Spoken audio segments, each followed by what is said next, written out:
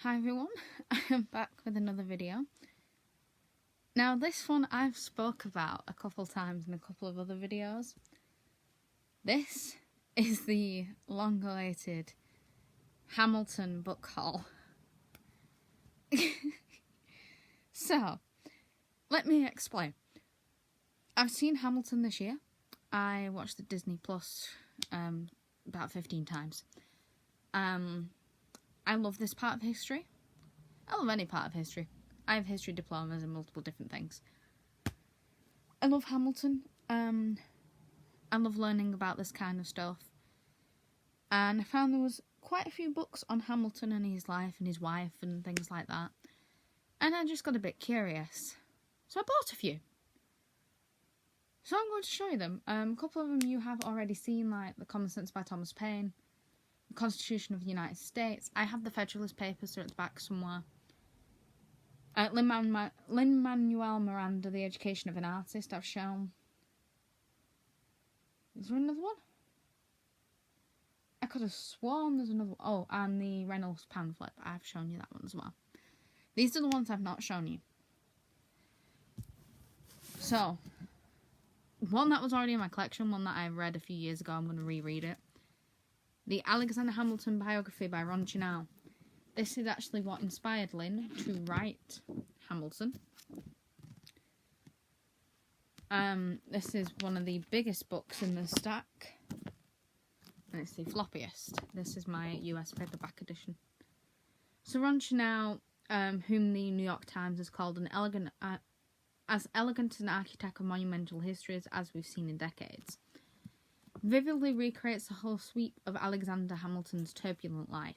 His exotic, brutal upbringing, his titanic feuds with celebrated rivals, his pivotal role in defining and shaping the federal government, his shocking illicit romances, his enlightened abolitionism, and his famous death in the duel with Aaron Burr in July 1804. Drawing upon extensive, unparalleled research, including 50 previously undiscovered essays highlighting Hamilton's fiery journalism, as well as revealing missives to a colleague and friends, his biography of extraordinarily gifted founding father who's galvanized, inspired, and scandalized the newborn nation, is the works of which by others will all be measured. Exactly. This is what I'm measuring everything by. When I get around to rereading this, this is big. But it was actually very good when I first read it. I took this into high school. And yes, I did get weird looks. So, next up, this did have a slipcase and sadly it's got damaged. I mean, some of the book is as well. I was absolutely livid. This is called We the People. This is documents and writings of the Founding Fathers. So, this collects 15 significant and historical texts, including the Jesus Christ. The Declaration of Independence, the Constitution, the Bill of Rights, Common Sense, and the Federalist Papers. So basically everything I own is actually in this, and I didn't actually look at that. Oh well. Either way, this is neat. I'll save that one for a bit. Then we have Signing the Lives Away, the fame and misfortune of the men who signed the Declaration of Independence. We must all hang together, gentlemen, or else we shall most assuredly hang separately. That's what Benjamin Franklin said. So this is about all of the men that actually signed the Declaration of Independence. And obviously it's got the signatures like Robert Morvis, the signer who financed the war and ended up in debtor's prison. James Wilson, the signer who went broke on shady land deals. Benjamin Franklin, the signer known throughout the world. John Witherspoon, the signer who was also a minister. These things like that. I'm excited to see who all these people are. And what misfortune fell upon them. I will show you that one in a bit. Let me just slide these ones back here. So these next two that I'm going to show you are by two actors who played the same character in the musical. Both these actors were Aaron Burr. So we've got Falling Up, How to Take Risks, Aim Higher and Never Stop Learning by Leslie Odom Jr. So it says, you should be encouraged to fall on your face, to fail in service of an ideal or a strong impulse. When you find yourself on the ground after a big leap, you dust yourself off and commit to falling smarter next time. Or failing. Oh, is it failing up? Oh, it's failing up. Oh. The path to moments of greatness in your life will be paved in part with your spectacular failures. Keep going. Get shame and fear out your periphery as soon as possible. As soon as you possibly can, and keep going. It's never too late to learn to risk. I just think this will be interesting, and I thought I'd include this in here. And then Giles Terera, who was the Hamilton on the Aaron Burr on the West End version of Hamilton. This is called Hamilton and Me, an Actor's Journal. This came with a bookmark, and I did not know that. Discover how it felt to be in the room where it happened. Oh, I sure know. Hamilton and Me is a unique behind-the-scenes account for preparing, rehearsing and performing one of the most important cultural phenomena of our time. This is going to be quite interesting, I think. I love learning about actors, so I'm intrigued for that one. So then we have... I can get the last one, which is Buried. Don't mind the size difference. The Alex and Eliza series trilogy by Melissa De La Cruz. So, based on the love story that inspired the Hamilton American musical, Alex and Eliza. So, this is the love story between the two of them. Eliza couldn't help it. She smiled, and when she was unexpectedly through in an unscripted bound, instead of the expected coup, she let out the tiniest of whoops and would have fallen if his strong arms hadn't pressed firmly into the small of her back. I beg your pardon, he said when she was upright again. I didn't mean to leave you hanging. She had to hand it to him. He was good, this Alexander Hamilton. Under other circumstances, she might have actually liked him.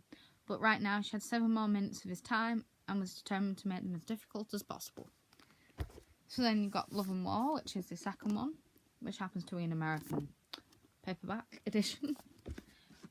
And then All for One, which is the third one. So I'm wondering how her take on the love story is going to work. Very much in that same vein, The Hamilton Affair, which is essentially the love story again, but in a different vein. This is by Elizabeth Cobbs. So this is going to be quite an interesting one in comparison. Next, we're going. This is Alexander Hamilton Revolutionary by Martha Brockenbaugh. Young, scrappy and hungry, he was a visionary. Orphan soldier firebrand. So this is about his scholarship and military career, his groundbreaking and enduring policy which shaped America's government today, his salacious and scandalous personal life, and his heart-rending end. So this is shorter than the Ron Chanel one, though. But let's see where this one leads. This one will be exciting. You know, there's a theme here. I am looking forward to all of these. These next 3 about the duel between him and Aaron Burr. So this one's called The Duel, The Parallel Lives of Alexander Hamilton and Aaron Burr by Judith St. George. This is the war between 2 men. So this is kind of, I suppose, what led to it. Oh.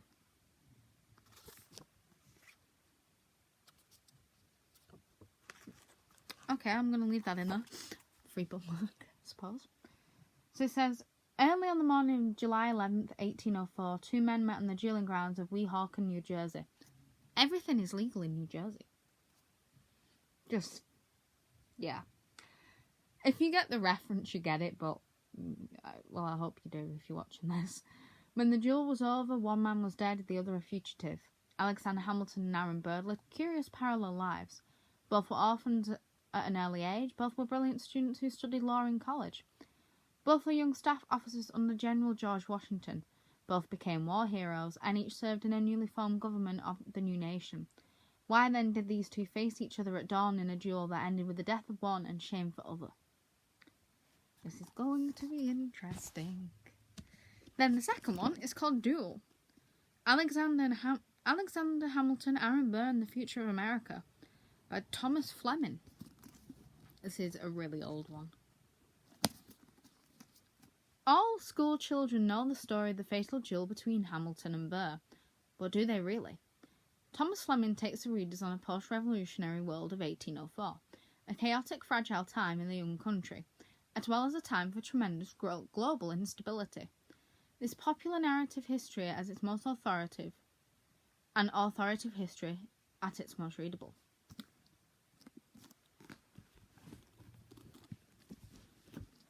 And then John Sedgwick wrote one called War of Two. Alexander Hamilton, Aaron Burr, and the duel that stunned the nation. This used to be a library book. In the summer of 1804, two Americans' most eminent statesmen squared off, pistols raised on a bluff along with the Hudson River. That two such men would risk not only their lives, but the stability of the young country they helped forge, is almost beyond comprehension, yet we know that it happened. The question is why. So this is more about the series of letters I think they wrote to each other. Which I think that's going to be something different.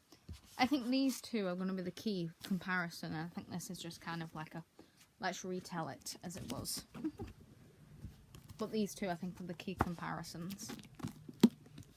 The last two are Eliza Hamilton, The Extraordinary Life and Times of the Wife of Alexander Hamilton by Tila J. Mazzio. So this is the one about Eliza herself. The best of wives and best of women is what Hamilton described her as in his last letter. So this one should be a different take on basically everything. But I've got to squeeze one in there about the wife. Even though there's 4 others about the wife, but got to get that one in there. And then, last but not least, this one's called The Patriot's Reference, Documents, Speeches and Sermons that Compose the Soul of America. So, this is a deckled-edged, really old book. You've got, what have you got in here? Let's have a look. The Mayflower Compact, I don't even know what that is. Let's see if I can find something that I actually know of.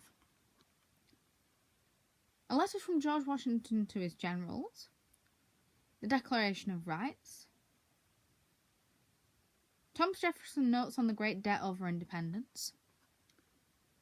Thomas Paine's Common Sense. Life, Death on the British Prison Ship. Ooh. Adams explains why we celebrate the 4th of July. Sort of. Thomas Jefferson on passing the Declaration of Independence. General Hull and the killing of his friend Nathan Hale. George Washington on the subject of slavery. Thomas Paine entreats Americans to end slavery. Benjamin Franklin on the pursuit of power and position. The Bill of Rights. Why Jefferson Adams answers. I like that one. Why Jefferson Adams answers the question on why. Why Jefferson? Oh, that's a good one. That'll be a good one to read. The 74 speeches, sermons, essays, extracts, poems, proclamations. Illumines such as the value of independence, virtue, humility, bravery, theft, prayer, enterprise, liberty, and reliance on God. This should be rather intriguing. In the last-ditch effort for peace, the Second Continental Congress drafted the St. Olive Brands petition to King George III, referring to your still faithful colonists.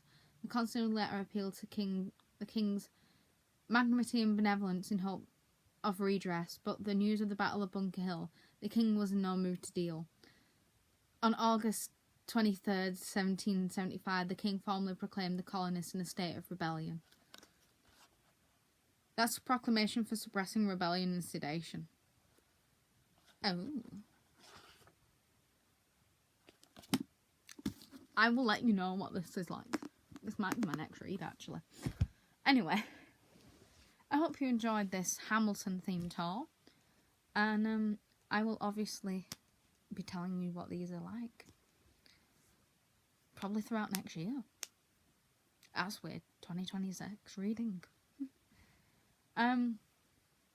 Obviously there is another book haul coming.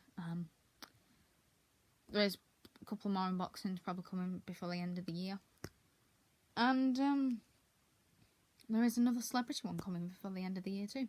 So I hope you enjoyed this video, and I'll see you next time. Bye.